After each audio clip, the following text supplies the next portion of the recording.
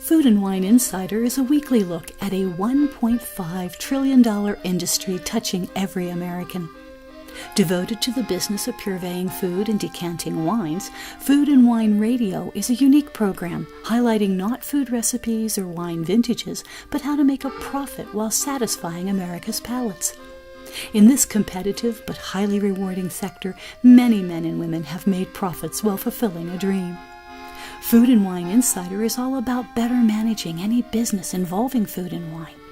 Each week, your co-hosts sit down with successful restaurateurs, food mavens, winery vintners, store owners, food suppliers, and other leaders in the worldwide industry that centers on foodstuff and wine. In frank give-and-take sessions, guests and panelists talk about the business of bringing healthy and pleasurable foods and wines to others. Your Food and Wine Radio host are Ann Daw, former president of the Specialty Food Association and a longtime food executive who has held senior positions both here and abroad with Kraft Foods and Philip Morris. Don Mazzella, a nationally known business commentator.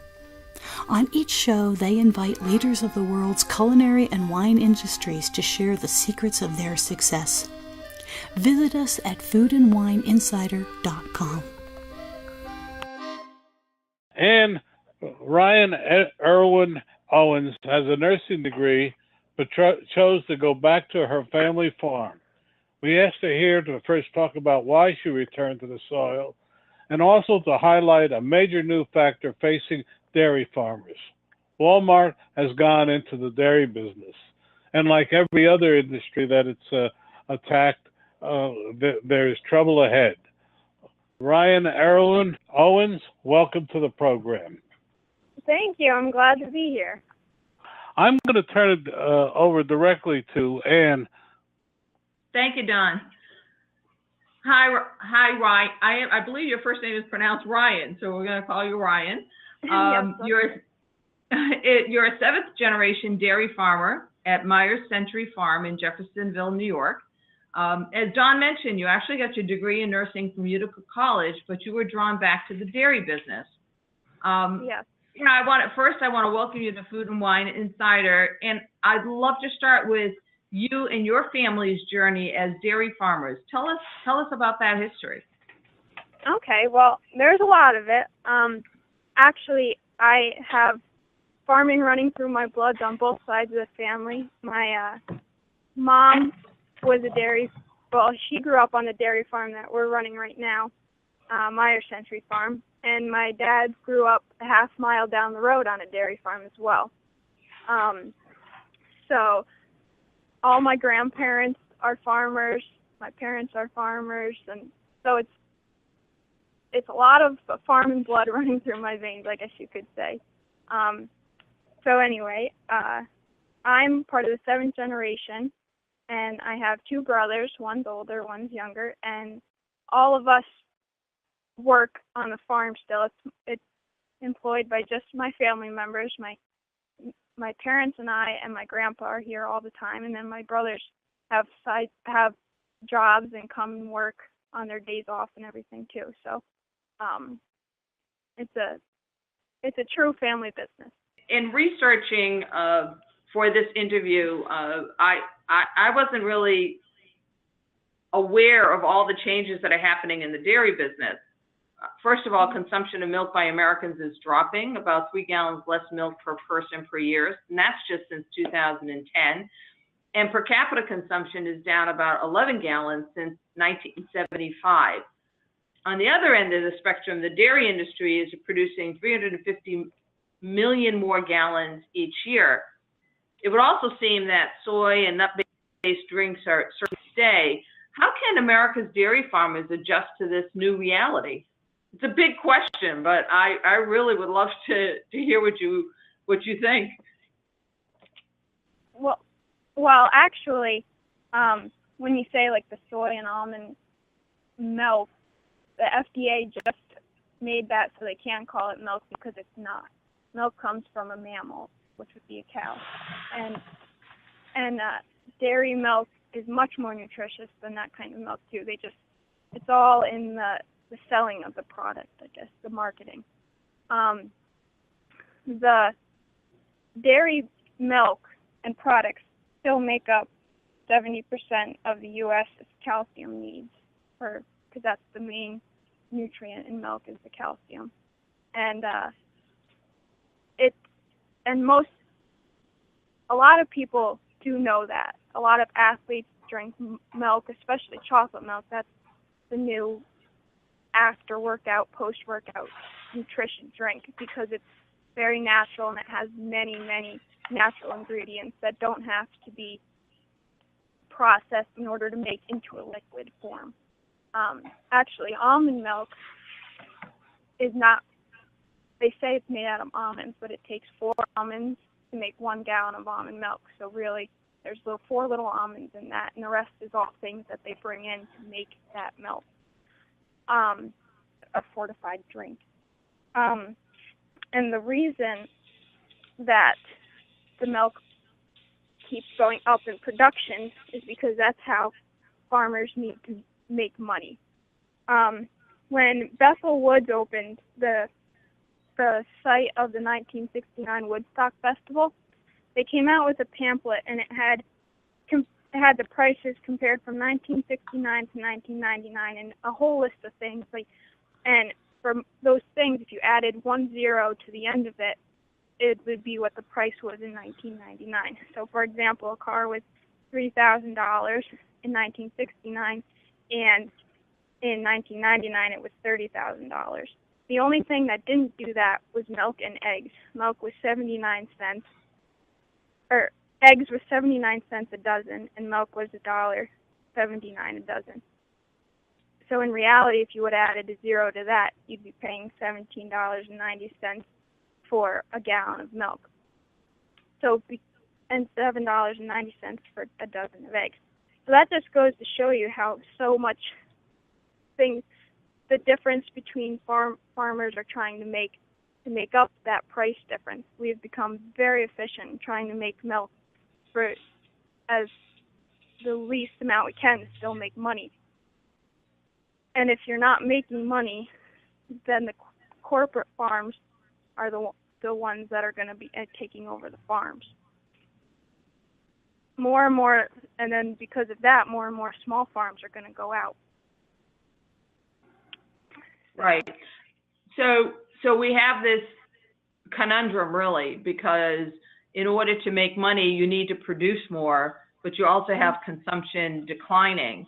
So is the dairy industry doing anything about trying to get the consumption up? I actually have seen the commercials with Clay Thompson promoting chocolate milk, as a matter of fact. So I think that's great. And I think everyone remembers the Got Milk campaign. But somehow people are not drinking milk. You know, they're drinking other things. And you're right. The other drinks are not as good for you and don't provide the calcium you need. What can the dairy business do? A lot of it is just trying to correct the misconceptions. So many people have misconceptions about milk and about the dairy industry, and there's been, you know, how the media goes. Sometimes there's bad things, and that just ruins people's idea of farming. But so a lot of it is correcting the misconceptions. On top of this, as Don mentioned earlier, Walmart has decided to open a bottling plant in Indiana, and the milk is supplied by its own cows. They'll be able to produce about 3% of the total annual U.S. milk supply. This prompted Texas-based Dean Foods to cancel contracts with about 100 dairy farmers in 7 states. 42 of those farmers are in Pennsylvania alone and in Amish country. When you have a big player like that doing that, what can the small dairy farmers do, and what are they doing about it? Our milk pricing system is nationally controlled by the government. So as far as that, there's really nothing you can do about it until enough people are aware of what's happening. The thing with, as you had said before, there's already a huge surplus of milk. And by big corporations creating their own dairies, and they're just adding to the surplus, which is not, you know, that's going to continue.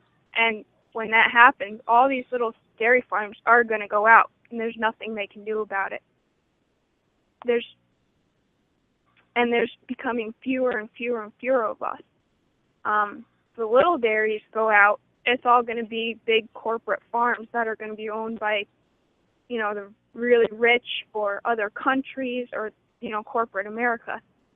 And then that is going to turn into a national security issue, because all your milk and all your food is going to be made in, a few different places, not spread out all over America. It's going to be all combined into several little things. And then once that happens, your rural America is going to be in trouble, because farms create a lot of economy. Farms, or the cows, they eat hay, they eat soy, they create a corn market, and they keep the ground wide open. And once those farms go out, no one's going to be there to do them. It's just going to turn into unproductive land. So the big corporate farms, it's a huge issue. Just many people don't realize it. And, once you have those couple farms, anything could happen, whether it be a terrorist attack, or it could be a weather, natural disaster, or a disease wiping out hundreds of thousands of cows, all because they're in one area. Do you think that, I was wondering, because of the notion of big companies controlling and bankrupting the small ones, that how successful could any kind of antitrust regulation help the situation? Because it seems something has to be done, but it just kind of breaks my heart for you to say that, well, the little guys will just go, there's nothing we can do about it, the little guys will go out of business. Yeah. Is anybody working on your behalf from an antitrust standpoint? Well, we've talked to congressmen, we've talked to senators about the issue, and, they all say, yes, we're helping you and we're going to do things. And the latest thing they came out with was a stress and suicide prevention program, because so many farmers are committing suicide because of such bad milk pricing and going, they're in such financial trouble. And so that's the latest thing they came out with. I guess that's not really helpful. Yeah. That doesn't solve the problem. Exactly. So, the problem is the small dairies, they're less than 2% of the dairy population in the United States. And people just don't understand, and they don't worry about it, because, their milk's on the shelf in the grocery stores, their yogurt's there, their ice cream's there, and it's all pretty cheap in comparison to what food costs. So the problem lies in people not knowing.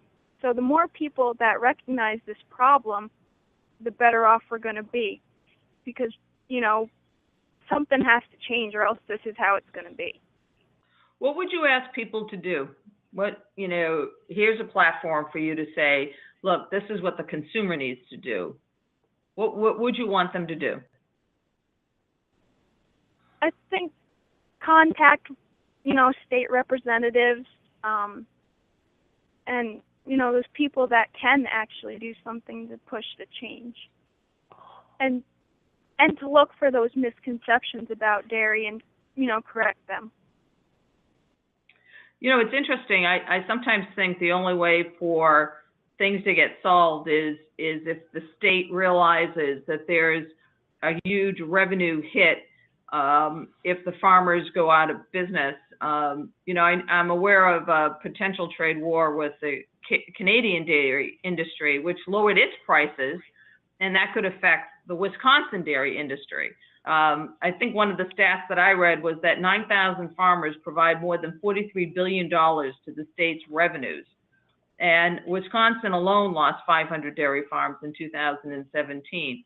It seems to me that if you make the state senators and representatives aware look, you're going to lose this revenue. You can't make up this level of revenue very, very easily, that they would ultimately do something about it. Do you think that could be a Yeah, I think so. And you had mentioned Canada, and Canada recognizes that their farms are important. They have a whole different pricing system for their milk to make sure that their farms are taken care of and that they will stay in business.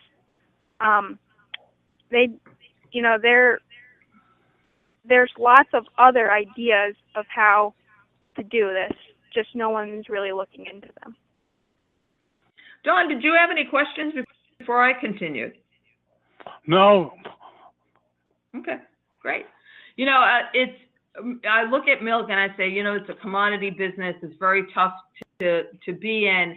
And in other commodity businesses, companies tend to take an approach of creating value-added products to bring in additional needed revenues. Have the dairy farmers thought about that? Instead of it just being about selling milk, creating cheese, creating other products that are you can get an additional price for. Well, yeah, and actually there's farms around my area that have done that. The problem lies, if we all start to do that, we're all going to be competing against each other and putting each other out of business, because there's only so many people out there that will pay that extra price.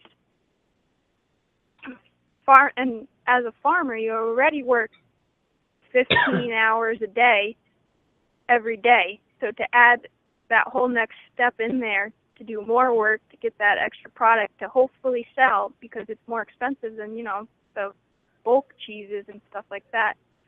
It's a huge risk. And those things, when you have to buy all the equipment to put in that, processing plant, whether you're bottling your own milk or making your own ice cream. And it's not cheap. You're talking millions of dollars that, you already know now farmers are hurting. So in order to do something like that, it's a huge risk with not much return. Right. And I would think that it would take some time to sort of even transition to that.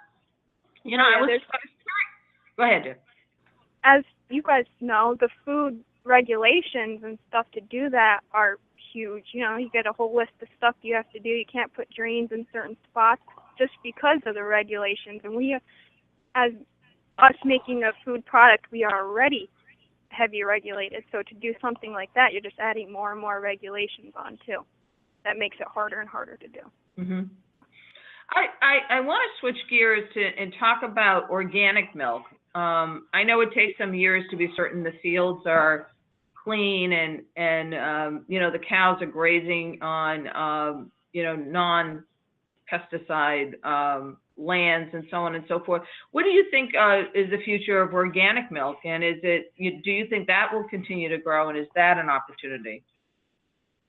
When I was in college, I had to take this nutrition class as part of my nursing curriculum. And in that class, we compared organic foods versus conventional foods.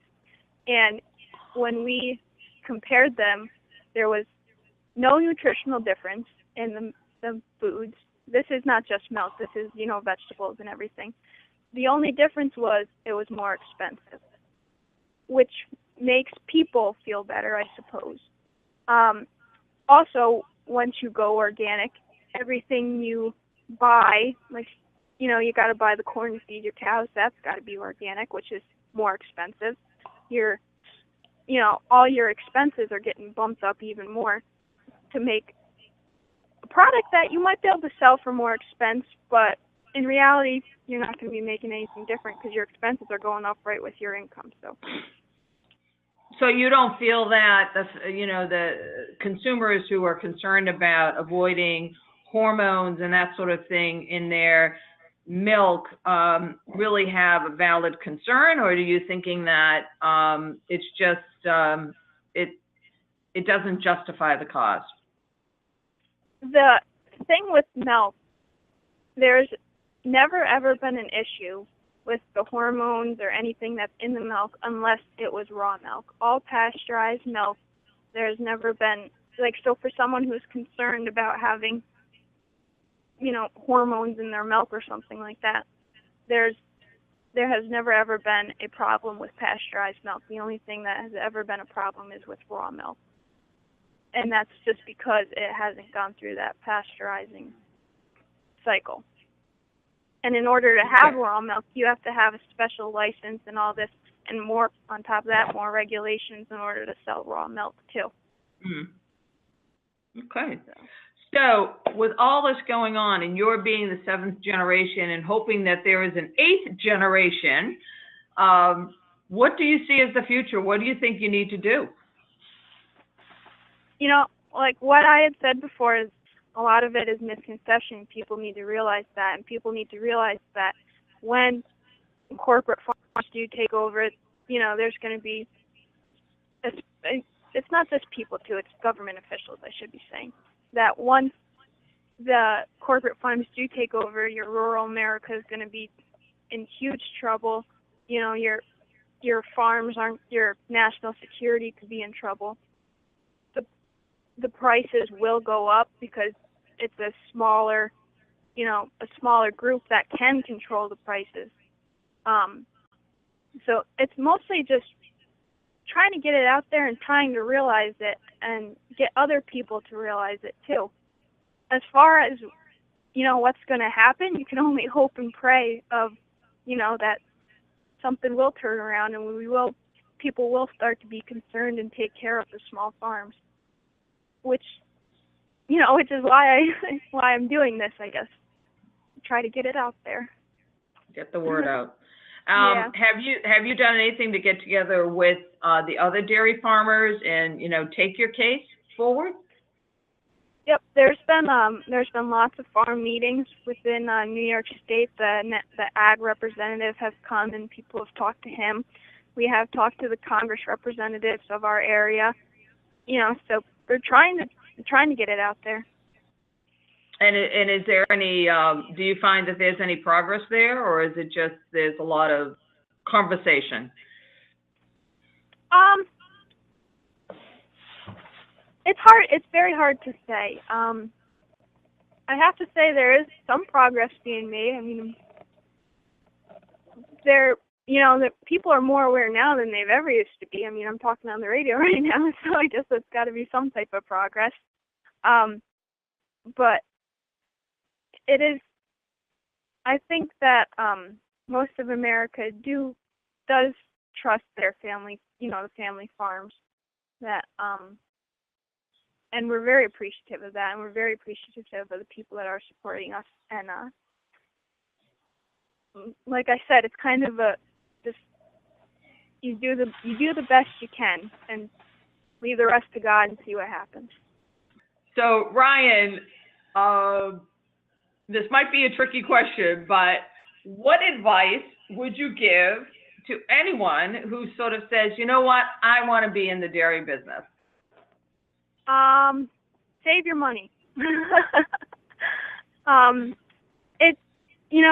For me, I have a very, very supportive family that is helping me with the dairy business, and hopefully my parents were helped by my grandparents, and my parents are going to help me.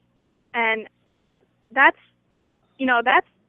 the best thing that could happen for someone who wants to be in a dairy business, to have that support behind you. Because if you're trying to do it by yourself, the costs are insane. Just learning how to take care of cows. There's so many things that are encompassed into, it's not just the cow, here, milk it. You got to know how to feed it. You got to know how to get the crops for it. The peak time to harvest things, so they will have the best nutritional food they can possibly have. You have to know how to be a veterinarian, pretty much. There's equipment. You got to be a mechanic. So there's so many things. So to have someone there helping you learn is, it's priceless. It's the best. That's the only way you're going to be able to do it. Because trying to learn on your own, unless you're rich and going to pay everyone to do it for you, is impossible. Don, I'm going to turn it back to you. Ryan, I've really enjoyed this conversation. Thank you. I did too. Ryan, we've been talking with Rianne Erlwein-Owens. She's a farmer. She's also a licensed nurse who came back to the farm. She's probably one of the most sincerest advocates we've had on this program, or for that matter, any program I've been on. And we thank her so much. Do you have a website or how people can reach you, Ryan? No, I don't. I don't even have a smartphone, to tell you the truth. Well, I know that it was so difficult contacting you, but we will try to put something up on our site if people want to reach you. Ryan, thank you so much for being with us today. It's been illuminating for us, and I hope for our audience as well. Yes, thank you. I very much appreciate the opportunity to talk. Thank you so much for contacting me. I think it's very important, and that is our future. We know, and thank you. Thank you. And I want to redo her introduction. Wendy Chan is on the line, and I just unmuted her. But Wendy, wait a second while I redo the intro for her, so I get her name right.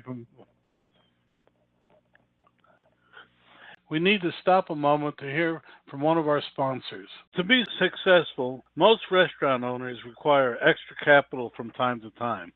When you need funding to renovate, buy equipment, or manage cash flow, you don't have time to track down financial statements or wait weeks for a decision. That's where Kabbage can help. Kabbage gives small businesses access to a line of credit of up to $200,000. Apply online and you'll get a decision right away.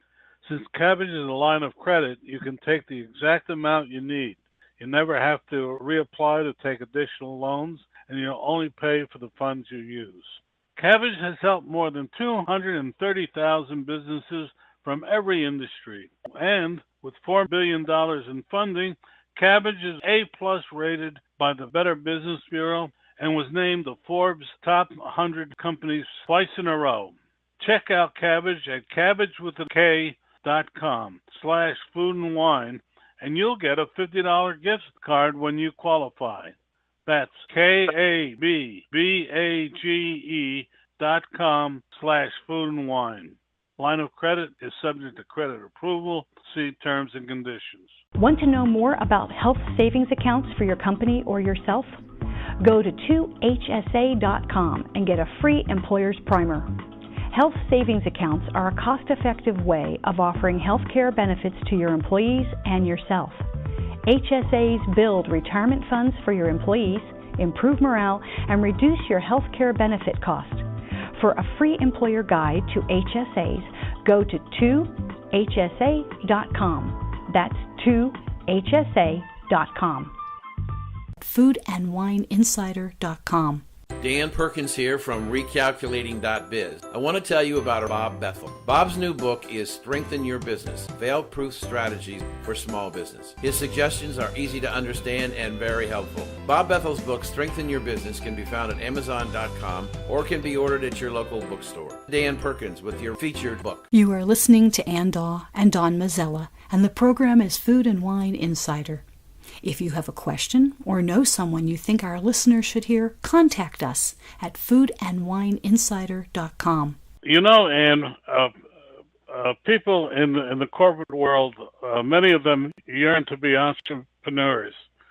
Keisha Jeremie is still in the corporate world, but she's launched Sanaia Applesauce, and she's here today to talk about it. Keisha, welcome to the program. Keisha. Thank you. Thank you so much. Keisha, that's right. Yep. Okay. Ann, it's all yours. Thank you so much. Keisha, welcome. I know that currently you're the Chief Human Resources Officer for News Corp. That's right. You You also have global responsibility for corporate security and philanthropy and global environment. You're also, in case that's not enough, director and chair of the Nominating Governance Committee for Eagle Academy Foundation, a charitable organization that provides transformative life outcomes for the lives of young men of color through their all-boys public schools in New York and Newark. And somehow you have also managed to create a delectable gourmet applesauce, which infuses Granny Smith apples with exotic fruits and botanicals from all around the world. That's called Sanaia. So, Keisha, it is such a pleasure to have you on Food and Wine Insider. Thank you so much. I'm so excited about this. So please tell us about your career journey. I believe I read in your early career, you actually wanted to be a diplomat, but found your way into human resources. That's right. That's right. So what I know now is that I was put on the planet to help people figure out, how to be their best selves. And if I look back on my career, I realize I've been doing that in some shape or form for the last 20 years. Whether it's being the tech recruiter, which was my first job, I would get in trouble for spending too much time with candidates and clients, prepping them for interviews.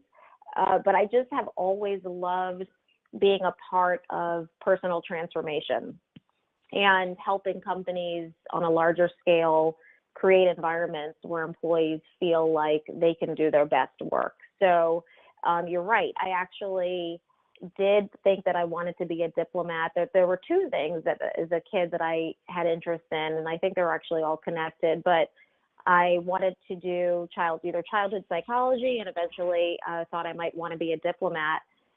And I can actually now draw a straight line between those interests and the job that I've had, the roles that I've had for the last 20 years as a human resources executive, because essentially I'm fascinated with why people do what they do. And I think to be a great human resources executive, you have to be deeply interested in what motivates people, why they make the choices that they do, so that you can help to create an environment where more often than not, they're making choices that are aligned with the company's interest. And when you think about a diplomat, from what the little that I know of a career like that, again, it's about having great judgment, being the adult in the room, being the person who helps to keep the conversation on what really matters, and to create strategic partnerships, which is, again, really what I've been doing for the last 20 years. So I've been in senior roles in HR, both on Wall Street for 13 years, and then now, as you've alluded to, as the Chief Human Resources Officer at News Corp for the last 5 years. So many of the entrepreneurs I've spoken with talk about how everyone, their family, their neighbors love their product. And so they take this venture into developing a brand and then figuring out how to get it into distribution. You have a wonderful story about wanting to get the true, honest perspective on your product's potential, and you took your idea to a group you called the Bad Mama Jamas. Can you tell us that story, please? Sure. So we're obviously a self-named group, but it's essentially a group of women who came together about 2.5 years ago, and the goal of the group was to help us to provide a space where we would be able to talk about our bigger aspirations. And so to create this safe space where there was no dream that was too big, and all we needed to do in terms of our contribution to the group is each of us agreed that we would help each other to bring those dreams to life. So taking one step back, what I have noticed being in corporate America, especially being having a front row seat, watching products come to market, watching some products do really well and other products fail. I think the connection between companies that do really, really well or products that do really, really well is that they don't fall in love with their idea, or they don't drink their own Kool-Aid. That they keep a very keen eye on who their customer is and what the customer is telling them about the product that they've brought to market. and they're open to those refinements along the way. And so in the back of my mind, I must have known that as much as I loved Sanaia, and it didn't even have a name at that point, but as much as I had loved this product, it was really important early on for me to get honest, commercially oriented feedback about whether or not this should remain a hobby.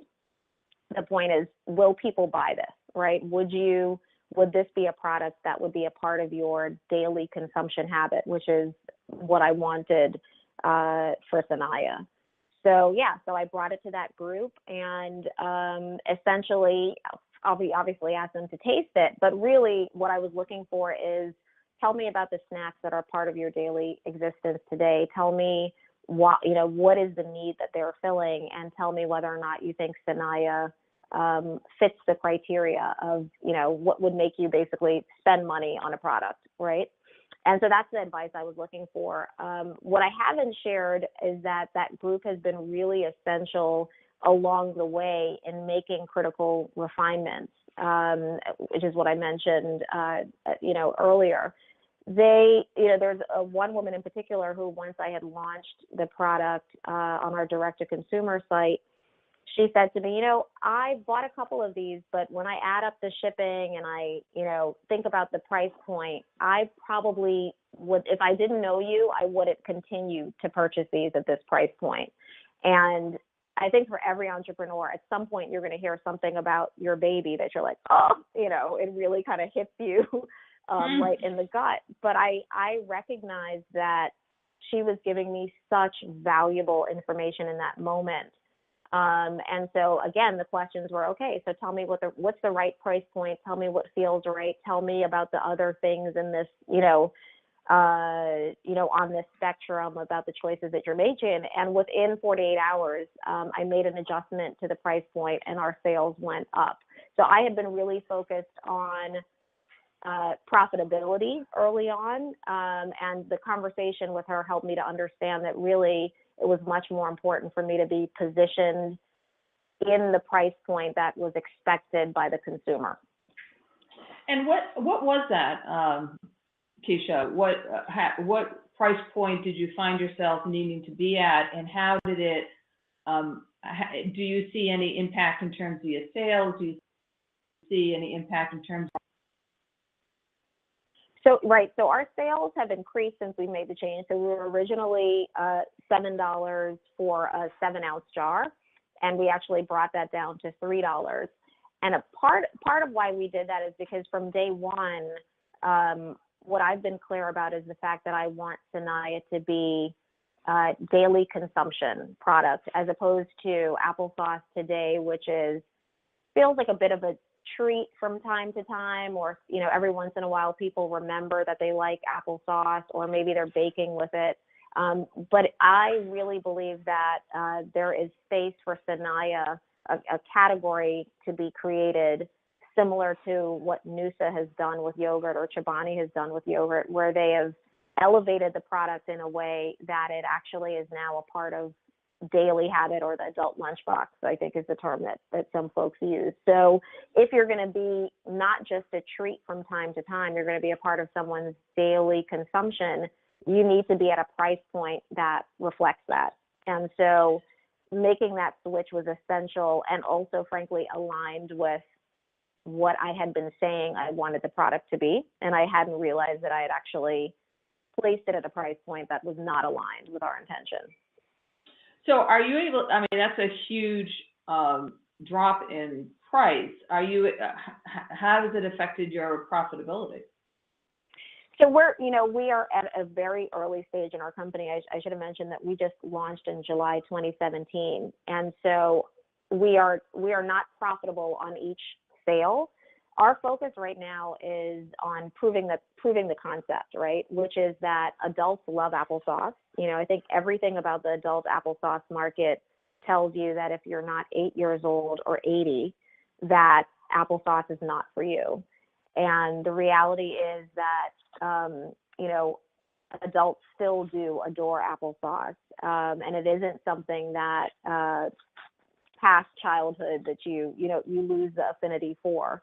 And so I'm really focused on proving to the market that that is a viable concept. And I believe that once we've done that, profitability will come. At the very early stages that we're at, I think it's a mistake for us to, you know, especially in glass jars, and there's a lot of kind of prohibiting factors there, but I think it's a mistake to be too consumed with profitability early on. Mm-hmm. Well, you know, going back to the group, your Bad Mama Jammas, which I love that name,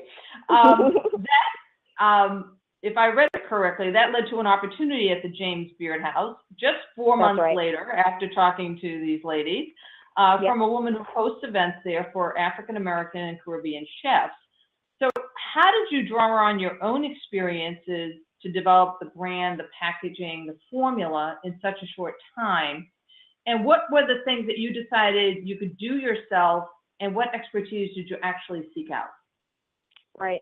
So I was very clear about who my customer is in the first instance, me, women like me, and that broader demographic. And when I say women like me, just to be more expansive, I mean women who've, you know, come to understand that self-care is not a luxury, women who, you know, either lead busy lives and want to have moments where they, you know, indulge in healthy snacks.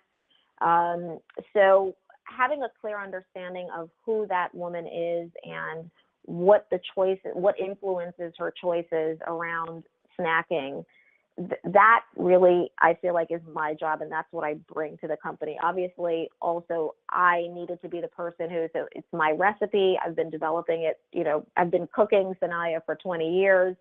And so those are the pieces that I hold really sacred.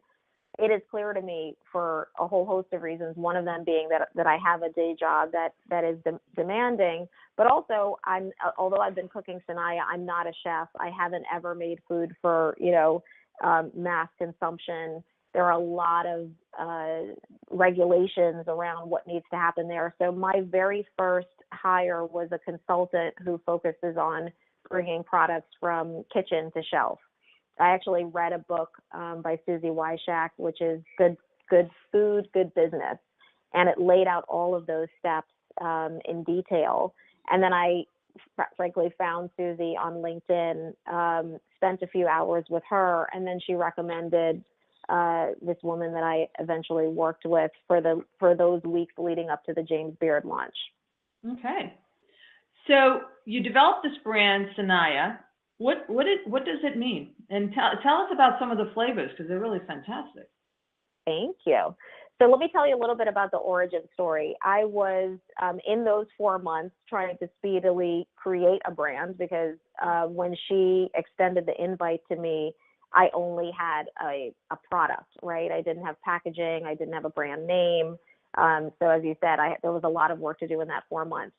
As I was thinking about the customer and the broader demographic and the experience that I wanted people to have when they had the product, some of the things that I was solving for were, I wanted a word that evoked, you know, island influence, exotic, something intriguing, something feminine. And I also wanted something that, it was a weird thing. I kept doing this exercise around what is the feeling that you have the first time you taste something that's indulgent and healthy? Like, you know, what is that feeling that it evokes? And so I was looking for a word that was somehow a synonym for that, or, you know, kind of created that same sort of feeling. I was going for a feeling. And, you know, I tried a bunch of different names, a bunch of different words, and every time I did a trademark search, it was already taken. And I called my CFO, who happens to be my best friend for over 30 years, called her at about 4 a.m. And I was like, we have 24 hours to come up with a name, and we're going back and forth. And I'm like, wait, what's Naya, her daughter? What's Naya's middle name again? Because I had fallen in love with this AIA for some reason, just because of how it visually looked on a package. And it was Sanai, Sanai. And so when you added the A, I felt like it gave the feeling of all of those things we had talked about, kind of like exhaling after you eat something that you really love. exotic, island inspired. And then it has this even bigger meaning for me, which really touches home, which is that, there's now a 9-year-old little girl who looks like me who will see her name on a household product. And I feel like often, growing up as either African American or Caribbean American person, your name and some of the things associated with your culture are deemed, not conventional enough for, household products and so there's always this concern about the naming of our children. And so, it really, for all the other reasons that I stated, but there's this really strong, kind of deeply moving factor for me that the name is also for a little girl who's going to be able to see herself in a way that growing up we didn't see ourselves. And describe some of the flavors, because you have something that, as you described, is applesauce for grown folks. That's right, yes. So the flavors, again, honing in on this, what does it mean to be applesauce for adults? And I should say kids devour Sanaia, so they love it as much as adults do, but they have go-go squeeze, right? And they have Mott's. And so I felt like Sanaia needed to establish a very clear customer viewpoint, which is that it's made with adults in mind. So the flavors are informed by my Caribbean heritage, guava, tamarind, hibiscus, ginger, and then also I've expanded into, again, what kind of reflects my, 20 years living in New York and being more experimental with the things that I try, or part of my, culinary experience here. So lavender pear is one of our combination flavors, gingerbread maple, blackberry. So the entire spectrum of flavors, is a manifestation of my experiences both in the Caribbean and then here in New York. Where do you get your apples from? So today we get our apples from a common apple distributor, ProFruit. We use exclusively certified organic Granny Smith apples. So that's creates another distinctive flavor experience. Most applesauces are developed from the red variations of red apples. So those green apples give Sanaia a really bold, tart, kind of, I think, surprising taste. And again, that was in keeping with, this is applesauce for adults. So we wanted to have a more distinctive and bold flavor. That's it for me. Thank you for. I just sit here and enjoy listening to the two of you. So it's back to you, Ann. Thanks, Don. So, Keisha, in your professional career, especially as a coach, you look to solving a problem. There's a lot of parallels to the food business as well. What do you think is the problem that Sanaia is trying to solve? There are two things. One is that there is all this messaging around applesauce and who it's for, right? And everything about applesauce today tells the consumer that if you're not 8 years old or 80 years old, that it's not for you. And we know that that's just not true, right? We also know that it's important for products to grow as we grow and evolve as we evolve. And I have been an adult applesauce lover for 20 years, and I believe that there are tens of millions of other adults who are similar. So one of the products or problems that we're solving for is, creating an applesauce that speaks to adults' consumption habits, right? The packaging essentially is something that an adult can be proud to consume in public, right? They don't have to pour applesauce out of the pouches anymore and put them in packages so that they can take them into the office. The texture, actually, we have whole pieces of wedged apple wedges in the product because we know that adults want to have an experience that is more complex than, I think, the typical kind of baby food experience that you think of when you think of applesauce. So there's differentiated texture in there. And then the flavors, as we've talked about, are all clearly flavors that when an adult sees lavender pear or blackberry or gingerbread maple or even guava, they know that we are speaking to their taste buds. Yeah, I sometimes wonder if you should really refer to it as applesauce, because it's something so much more than that. So. I know, and we've thought a lot of we played around with kind of apple coulis, apple artisanal, a lot of different things, variations, and you know what? At the end of the day, what we feel like is there is such a positive experience that those who love applesauce have had with it. We almost feel like we would be, it's like kind of going into the ring with a hand tied behind your back. Like we have this amazing positive feeling and set of memories that people have around the consumption of applesauce. So we actually want to build on that and leverage and optimize that feeling that already exists. The second issue I was just going to mention, problem that Sanaia is solving for, is I think that there are, again, a lot of false messages around you have to either be healthy or indulgent. And when you grow up in the Caribbean, where, fruits are literally like the hero of the culinary experience, right? There's just such wide variation of fruits, sweet, tart, ripe, green. We just eat them in so many different ways, and fruits are the things that you look forward to on the menu. And they are indulgent in our experience, the way that we cook them, warm or cold, chopped up with salt and lime and fruit and honey.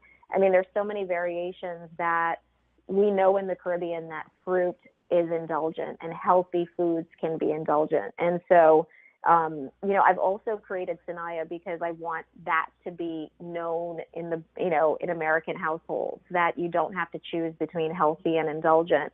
And I believe that Sanaia is going to be, one of the first snacks that is healthy that people actually crave. That's really fantastic, and you're in such early days, so there's so many exciting things waiting for you.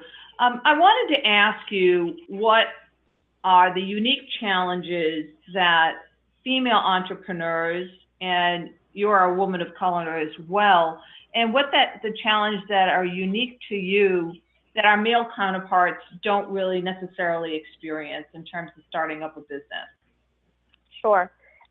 So, my experience so far has turned that on its head a little bit, and I'm not aware of the fact that there are few of us for reasons, right?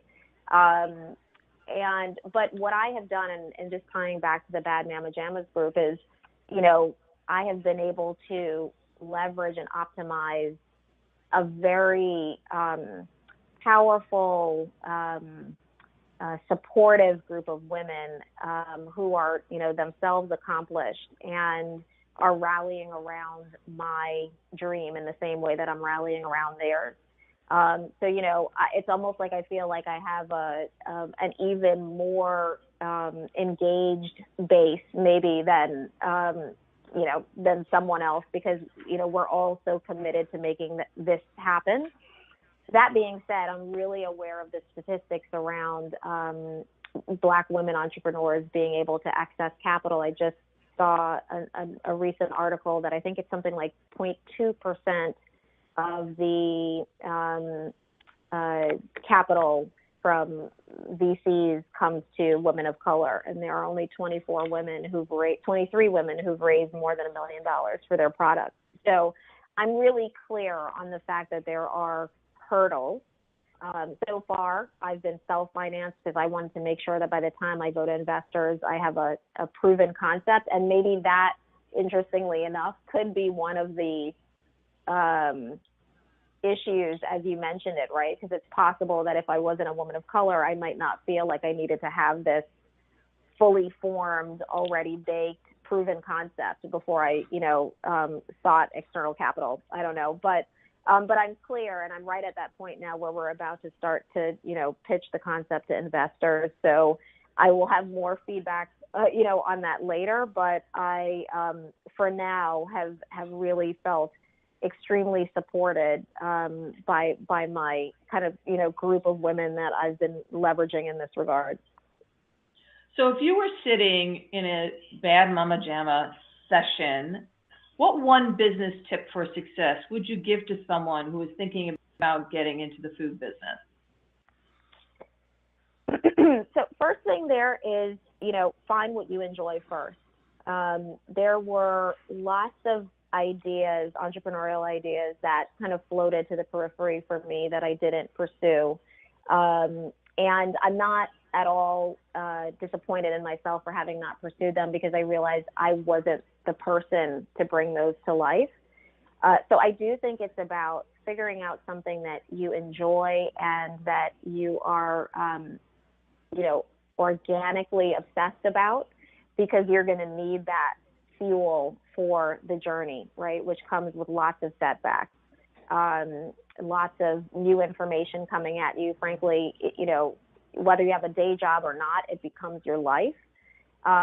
So I think the first thing is to not go into entrepreneurship because you're compelled to be in entrepreneurship, but to really wait until there is an idea that you feel like you are uniquely capable of bringing to the world. Because more and more what I'm learning about this journey is that certainly you have to have an amazing product, but you as the entrepreneur and your story is going to inform so many of the choices, frankly, and also is going to be part of what gets consumers excited about being a part of your bigger story. And if I have the chance for one last question, I don't know that I have, or whether I'm going to get the hook. Where would you like to be 1 year from now with Sanaia? So we are such a new company. I have our eye on retail relationships. I'm really excited. We just got the word yesterday that we were approved to sell on Amazon. And so that's a huge milestone for us, because it takes us from, our individual website today, where consumers who've learned about us from social media, they purchase our product today. Obviously, Amazon opens up frankly, the entire country to us as a marketplace. And so in early May, we will be on Amazon. I think the next big milestone for us, though, is retail partnerships. And we will be at trade shows this summer to seek out those relationships. And we've also been solidified a partnership with NSM as our broker to begin having those conversations. So 2018 to me is about really making Sanaia a household name and to establish this category of adult applesauce. I think that's the thing I'm most excited about, is that not only do I have an opportunity to establish a new product and bring that to market, but I really feel like we are creating a whole new category, which is a really powerful thing. Keisha, will you tell our audience once again your website? Sure, absolutely. So we are at SanaiaApplesauce.com, SANAIA, and the whole word applesauce.com, all together, no spaces. And that's where you can find us today with our gift boxes and all of our flavors online. And we encourage people to subscribe to our website today so that they'll also be able to be amongst the first to know when we are on Amazon.com in May. Thank you so much for being with us today. It's been illuminating. No, I just wanted to say in closing, Keisha, I could spend so much more time with you. You do have that passion for the business. I think that you use these organic green apples with the skins on and these exotic flavors really takes applesauce to a whole different place. And I think if I were to give some advice, it's, there's always the passion, but it's also being sure that you can make money at it, because that's what pours more capital into continuing to expand and providing these wonderful products to the marketplace. So I wish you much success, and we'll be watching. Thank you so very much. I should mention that we're totally aligned on that. We are a couple weeks away to being with a co-packer, which is going to be again a big milestone for us, and it puts us in profitability right in time for Amazon. So believe me, we are on the same page. Thank you both. This has been really fun. You've been listening to Food and Wine Insider with Ann Daw and Don Mazzella. Want to join us on a future show? Contact us at foodandwineinsider.com. Until next time, have a passion for food, wine, and profits, and think of our program, Food and Wine Insider.